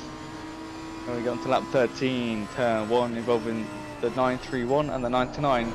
15 seconds for car 99. Takes out 931. Position is returned. And then, last of all, lap 16, turn 2, involving the 888, the 119. No further action. 119 understeers into the 888, who has left significant room. So. Oh, and one more. This is Alpha. This is what happens. Lap 18, turn 16, involving the 428 and the 144. Racing incident, both drivers equally at fault. Unfortunate racing incident. You better get out of there quickly before Alpha dumps another one on you. It's been a busy night. It's been a busy night for the stewards. I think we could all agree. And that's largely due to things like this, just packs of cars. This is Vanko Dimitrov, the Lambo Tractor number 70, a rare Lamborghini, but man, up inside the top 5, Watson trying to go around the outside into the triangle. We'll try the old over-under approach, and they're going to get there side by side, coming through the last corner. They're going to just about get it done. Watson has made that work, put his car exactly where he needed it to, stuck Dimitrov on the outside, and it's going to be a dead heat race into one. I hope everybody brakes properly, and I think Dimitrov has thought better of it, doesn't want to enter on the outside, trying to get the crossover move himself, and it just hasn't worked. An excellent conversion by Watson has put that car into P4. Bokita still leads this race. What? Billy is just pointing out, where is Alex Rogers? Why is he in 9th? Oh, Alex Rogers is in P9. He was P4 the last time we checked on him. Something has happened to the British driver because they are well and truly nowhere near where they were. They've lost more than 20 seconds. So they were in 4th here. This is Foch and Alex. Well, this is the replay of Foch That was passing from him. before. There's no crash there. And by virtue of us not having a replay from it, we're forced to believe self-induced with no contact. I'm really intrigued, and I will find out first, Jesse. Excellent. We do appreciate that. More investigative journalism by the Ted Edwards. Reading some stuff from chat, as we always are. Stephen suggests that we rename 130R into 130. I think you might have a case there, Stephen, if I'm honest. Tonight, it certainly has felt a bit like that. Some obvious speculation about what happened to Renoir, and now the questions remain. What happened to Alex Rogers? The night was going so well for him up until that point. It's still a top 10. It is a far cry from the top 5 he had. Vanko Dimitrov going off the racing circuit 130R, a very common move no matter what the track temperature is. But losing a little bit of time to Watson, who is driving away. What I was going to say, I'm not going to say it anymore. Raphael Huell was there contact that initiated that. Seitman, I think, has had a big accident. Was that the 9 car around? I think it was. I think that was Seitman in the 9, and confirming It was, yeah. contact there with Huell and Seitman. Another car got involved. Let's take a look what happened in Spoon. Now, they're too far apart for this to be contact that initiated, but look at this. Gets tagged on the way out, does Raphael Huell. Seitman gets span around. One more car makes contact, then everybody else gets away after that. But coming down to the end, those tires are mighty used up. I have found out what happened to Rogers. He was coming through the Dunlop curve as a turn 7. And the rear end slid. He went onto the grass and did some more sliding and was backwards. So, driver error from Rogers there, and he sat there for quite a while trying to get the car restarted and back on track again. So, that's how we went from 4th to 9th. So, unlucky for Alex there for his last race of this season.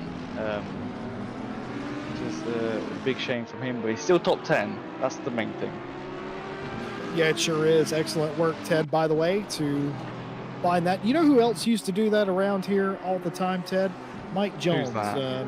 Yeah? Mike Jones used to do that all the time. He would go back and look for it because we have a tool that reports incidents, but if they don't make contact with anything, ACC doesn't report anything's amiss, even if they are backwards. There's nothing we can do about that. So a lot of times we do have eagle-eyed viewers and some of our admin staff, and a lot of times it is the stewards, admittedly, who point out things that are not contact or reviewable but did happen. But Mike Jones used to do that all the time as my broadcast partner. He would look up stuff. It is unfortunate that he's too old to do commentary anymore, though. Am I turning into Mike Jones? Is this what it is? So taking over Night Owl from Mike, doing what Mike used to do. No, we're not. Don't do this to yourself. One day, if you do that to yourself, Ted, one day you're going to wake up and you're going to have opinions on which whiskey tastes better. I do like whiskey. Well, there's no saving you at that point. I do my sincerest apologies to your loved ones. Miguel Martins, P15, putting on a drift demonstration in the, sort of the abbreviated practice that we had whenever we had to reshuffle everything, but since then has been doing pretty good. P15 for himself in the DCC Motorsport 62 Audi.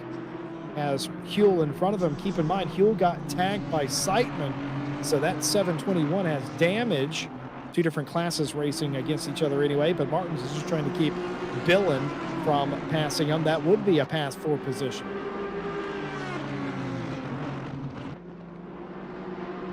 Yeah, these two drivers not doing too bad. Stayed in the race. You know, scenes being at the back, sort of thing. You know, back of pro is not where you want to be. You know, within top end of silver is. You want to be a bit higher. You probably want to be above the silvers. Obviously, Harry Conway just showing us that he's probably not silver pace, but doesn't matter too much. It could just be the track with the Porsche. As you know, Philippa in pro is just flying away from Savalainen at the minute. But yeah, these two drivers are doing very well. We know they can do a lot better. Could just be the track. Could just be, you know, it's still a fast track and the temperature's quite low. Well, Alex Rogers' spin has not hurt his courage. He's definitely trying to pick up a spot right here before the end. That's Mellis in front of him. 15 Ferrari has seen their fair share of challengers tonight. Huge defensive move by Alessio Mellis down to the inside, and he's going to go back to the outside, going to give the inside to Rogers. Rogers is going to be there for turn one. No, he is not, and that is a nice defense from Mellis. Made one move, made a decisive move, and moved back. That is allowed. That is not weaving. We have had a rash of weaving penalties in all of our series, it has to be said. But that certainly was textbook by Alessio Mellis. Yeah, very nice driving from both drivers there. Can Rogers get that 8th place though? I think he really wants it. Seems he dropped, you know, made that silly mistake, losing that rear end. It shouldn't have happened. You know, staying in 4th for most of the race. You know, he wants to try and claw some positions back, and he's oh, for God's no! Sake. The same place in Dunlop. Rogers has gone off this time though. Huge contact. Is that the same? So it wasn't. It was when he was doing the left here. It was here when he lost it. It's the same thing. Yeah, it's the Audi. Something is up with the tire tips and the Audis. That is the third Audi. He's in the pit lane right now. That is a crushed Audi. Well, that's the third Audi we've seen have that specific issue tonight. It's not exclusively an Audi problem, I don't think, but I think the Audis are bearing the brunt of it. The colder temperatures, the setup, and maybe even the tires, who knows, is causing that opposite lock effect in the loaded up corners. It's only the corners where the car's loaded too, I've noticed, but man. We've got one Audi left, and that's Miguel Martins. Well, there can only be one in the end, and Miguel Martins is the chosen one. Billen, by the way, has gotten by the Miguel Martins 62 and is now challenging Raphael Huell. And again, won't gain any championship points for passing Huell, but would still like to make that pass at some point. Do bear in mind, Hutchinson has a 15-second penalty in the 726 Lexus. That will mean that car will drop a couple of spots. Yee will finish 6th. Mellis will likely finish in the 8th position because of that. Just a bit of context. Huell was last season in pro, didn't get a great pre-qualifying this season, and that's why they're in silver. So Billen and Huell used to race quite a bit. I think it was when they were both in pro. Could be silver, but they are known to race against each other and race quite hard, and they're both in the same car, so it just comes down to the driver and possibly setup. So we just have to keep an eye on that. As Jesse said, they're not for class position. It's just overall. There's no points in overall. It's all for class, but we have to keep an eye on that. Whereas Philippa is on their final lap, followed by Savalainen, only 4 seconds back, still with the speed juice fastest lap. Yeah, Savalainen lost 3 seconds in the first 2 laps of this race, so that would have been in the first 4 minutes, and they've raced the last 56 minutes, and they've only lost an additional second. And of course, it's ebbed and flowed in between that through this entire time.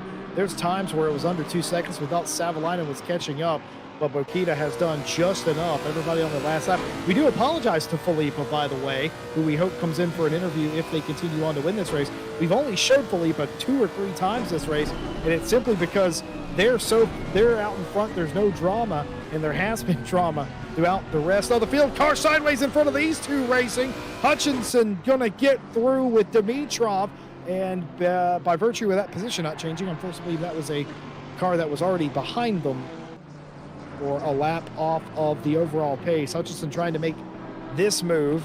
Of course, he wouldn't be able to keep this spot in the final standings, but it's a point of pride now for the top 5.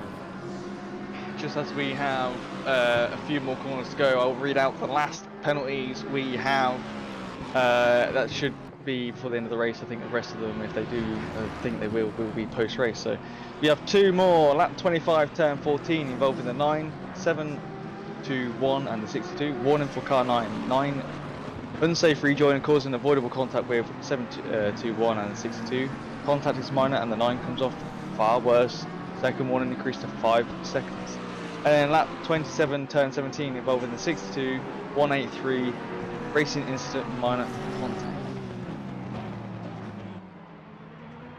Thank you, Ted Edwards. As we finish up the penalty reports, we finish up the race. Filippa Bokita will win their 2nd race of the season, and it couldn't have come at a better time. Savalainen holds steady in P2, will maintain the championship lead, and Samir Foch battled throughout this entire race, drove through the top 5, and will come home in P3. Porsche, Mercedes, AMG, and Lexus on the podium here in Japan. I wouldn't have it any other way. A fantastic job. Bokita drove a great race. Looked like it was going to be a massive championship day for Bokita, and it turns out to be the case. And looked like it was going to be a massive gap too, but it just never transpired. Stachecki here getting in one last battle, and they're going to spin in the triangle. Ooh. That was against Conway for a 2nd time. Stachecki can't get past Conway, even with all the touches. Sure but yeah, Lavallee comes across in 10th place. Sorry, did I just steal that from you there, Jesse? No, absolutely not. I was going to say Harry Conway, for the 2nd time this season, is going to win the race. He took it to Monza. He's won it here in Suzuka. It's 2 in a row for Harry Conway. Neil Pimlott 2nd in silver. Raphael Huell 3rd. An excellent day for those two fighting for a championship. And further back in the pack, I've just noticed something crazy has happened. Eggert Heinle has not won this race. Something has happened to the leading car in AM. Daniele Ricciardo has won the race in AM on the last lap. Valencia 2nd, and it looks like Stroka has come home in 3rd. What happened to the Estonian driver who was dominating the AM class? Maybe they have one and they've just left already. I've just now thought about that. Yeah, they have crossed the left. line. Yeah, it says there, I just seen it on the left-hand side. They did cross in 1st, yeah, 19th overall. So they do get, I believe they do get the 1st in AM, because they have crossed, yes, you're very nice. They have crossed the finish line, as we can see right there. Yes, this is indeed correct. These are the official finishing positions of the race. And looking at AM in particular there, and going back to the top, Filippa Bokita, Savalainen and Foch, your podium in pro. Conway, Pimlott, and Huell in silver. And back in 19th place, Eggert Heinle did win the race in the AM class over Ricciardo. And that will mean that 3rd place in that class was Valencia in the 72. It was a spirited race. There was a lot of contact, maybe a little bit more than we're used to, but also a lot of self-induced spins. Part of that probably down to the weather, Ted. Yeah, and don't forget, Savalainen got the fastest lap, the speediest fastest lap, so that's 2 more points they can add on top of their 2nd place they got, and Philippa is 4th in the pro standings. So Savalainen getting that massive lead. And obviously, I didn't see Martin Lawrence here tonight. Ryan Yu was here, but Martin Lawrence second in the championship in the M6 and wasn't here, which is a shame. I think he did tell me why he wasn't here tonight, and I totally forgot. Unfortunately, but yeah, this Suzuka race was one of a kind for Night Owl. Very cold, quite pretty with the sunrise, but yeah, very different race. Well, I will say it was a fantastic race for everybody. The silver and am battle are still debatable, in my opinion, on how it's going to go down. The pro race for that championship, Savalainen's given themselves a little bit of a championship gap. Let's talk to our winner in am. Let's bring him in. Eggert, welcome and congratulations on winning a race or should I say another race in the AM category. How'd you get it done out there today? So yeah, it was a really difficult one. It's a heat wave in Eastern Europe and it's like 30, 40 degrees almost and I'm sweating like a pig. But yeah, during the start it was a bit rough. I didn't get much practice because we had the mid-summer celebrations and basically I was second to last after the qualifying and when the race started I had to go on the grass runoff area 2 times because there were cars spinning ahead of me. But after a while I was catching up to Ricciardo and I guess I managed to pressurize him enough to do another mistake.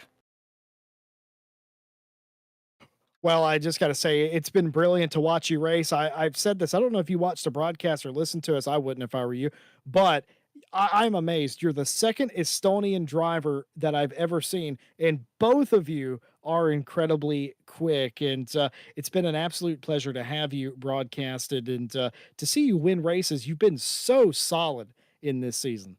Yeah, thank you. I think I know the Estonian driver you were talking about, and yeah, hopefully this season I will win the amateur championship, and next season I'm going for silver. That is exactly what I wanted to hear. Ladies and gentlemen, your winner in AM today, Eggert Hainla. Congratulations. Thank you.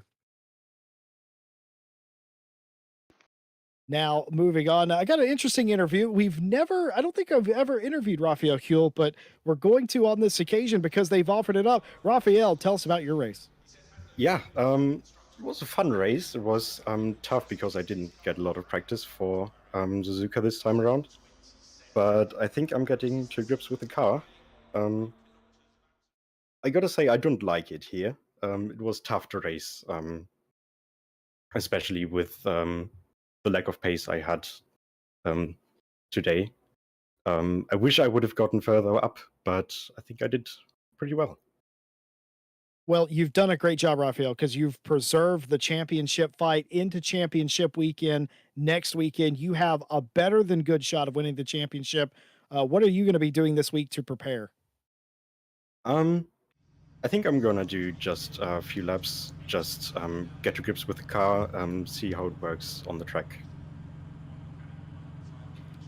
Excellent. Any chance of? I mean, we're starting out now without any practice into the final round. Are you confident leaving Suzuka now that you have a shot? I think I have a pretty good shot at it. Yeah, I'm just trying my best. Gotta see what happens.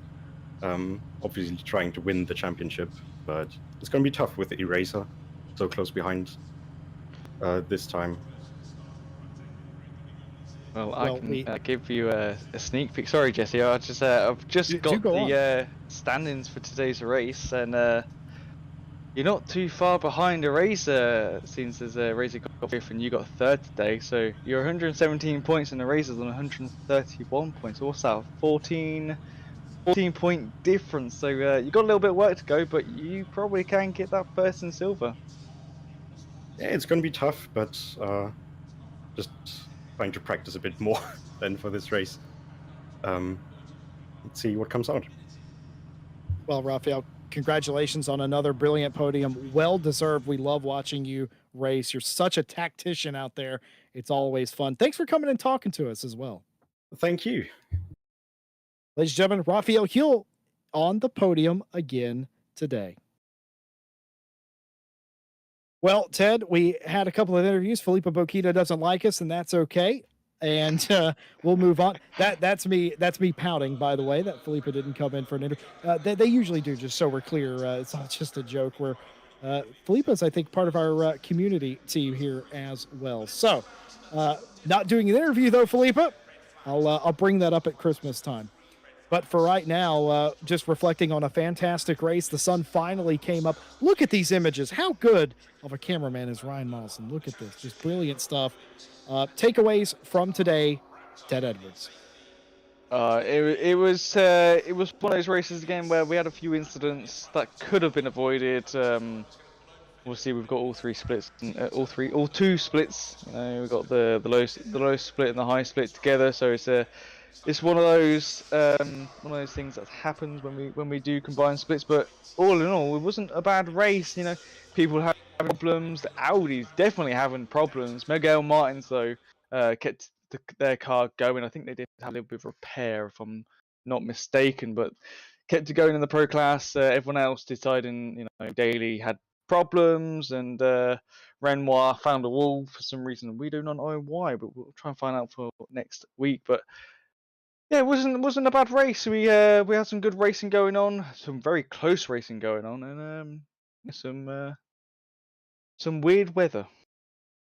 Yeah, it sure was. Very cold racetrack. It did not lend itself to what we would consider traditional racing, but everybody did a great job. The racing, mixing it up, and of course, every race, a little drama must befall everyone, and that was the case. We got a couple of championships to decide in 1 week's time. We'd love to have you there. Like, subscribe, hit the bell for more GT racing action. I believe on Monday will be our next telecast, the conclusion of the British Masters Championship. That Ryan Gill, John Dalton, and Mr. Ryan Mawson with you on that call. And of course, myself, Ted Edwards, and Ryan Mawson will be back with you this Saturday for the end of Night Out season number 10. And also, I'm pretty sure next week on Saturday, the World Tour qualifying for the series finale of World Tour as well. Don't forget, you can sign up for any race series mid-season, even including Night Owl. If you want to make the final round next week, just go to racerci.com,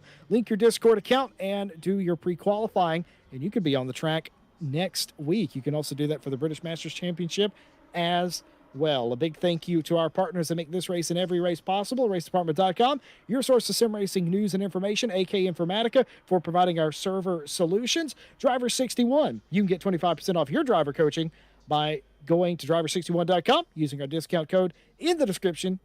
And driving coaching can make you a better driver. It certainly made better drivers out of several of our admins in this race. Fanatec.com, when you make purchases of quality sim racing hardware at Fanatec.com, feel free to use our affiliate link. It doesn't cost you anything, and it tells them that we sent you.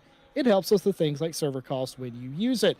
And simracing.gp, if you're tired of this pub racing scene or just can't get enough sim racing in your life, join simracing.gp. Join a community and get on track now. Fantastic race. A decider left to go in 1 week's time. Folks, from us, that's going to be just about all. A big thank you to everyone here that makes all the races possible, from the admin department to the stewards to the broadcast booth. Until next time, have a good night.